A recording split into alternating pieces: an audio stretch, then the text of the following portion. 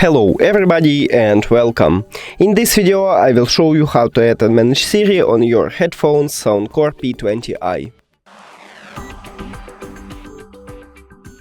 So, you have to start by open the application and now go to controls. And we can see right here that by default we have double tap on the left earbud to call a Siri, but we can of course change it.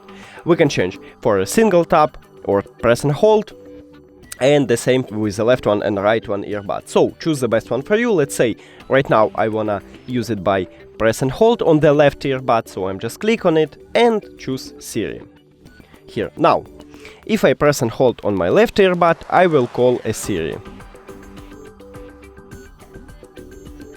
And as you can see, Siri is awake, so it means that we did it.